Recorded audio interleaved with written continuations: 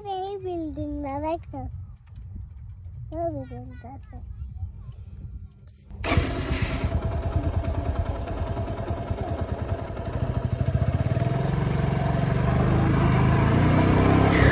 সকাল থেকে সারাদিন বিদ্যুৎ নেই। শীতের সময় সবকিছু একটু গুমুটে গুমুটে মনে হওয়ার কারণে ভাবলাম কোথাও থেকে একটু ঘুরে আসি। কোথায় যাওয়া যায়? হঠাৎ ভাবলাম মেঘনা নদীর পাড় থেকে তো ঘুরে আসা যায়। ছোটবেলায় এই বালুচর প্রায়ই আসতাম, কারণ এখানে আমাদের জমি থাকায় চাষবাস করতে হতো। বড় ভাই এবং আব্বার সাথে ছোটবেলায় প্রায় এই চরলক্ষ্মীপুর বা বালুচর আসতাম। বালুচরকে মূলত চরলক্ষ্মীপুর বলা হয়। চরলক্ষ্মীপুর নামটি এসেছে, এখানে একজন লোক ছিল যার নাম লক্ষ্যা লক্ষ্যা বলতো। তো ওই লক্ষ্যার নাম থেকেই মূলত এই জায়গাটির নাম চরলক্ষ্মীপুর করা হয়।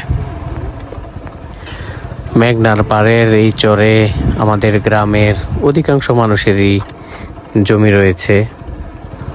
এখন অনেকেই চাষবাস করে না, কিন্তু এক সময় বলা যায় যাদেরই জমি আছে মোটামুটি সবাই এখানে চাষবাস করতে আসতো। এই চরগুলোকে আমরা যা জানতাম তা দুইটি ভাগে ভাগ করা হইতো। মেঘনা নদীর একদম পাড়ের যে জায়গাটি সেটাকে আমরা বলতাম বালুচর, এবং পূর্ব পাশে দিয়ে যেইটুকু অংশ তাকে বলতাম আলুচর। আলুচর এবং বালুচরের মাঝখানের জায়গাটিতে বড় ধান রোপণ করা হতো, এবং বলা যায় যে একদম উৎসবমুখর পরিবেশের মাধ্যমে এখানে ধান কাটা হতো একটা সময়।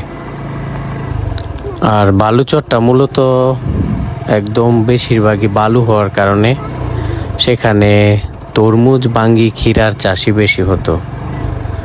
ছোটবেলায় আমি দেখেছি আমার জ্যাঠা এবং অন্যান্য অনেক মানুষ তরমুজ চাষ করতেন।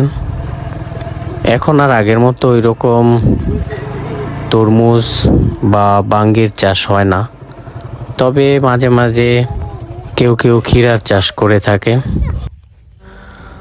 অসম্ভব সুন্দর একটি জায়গা।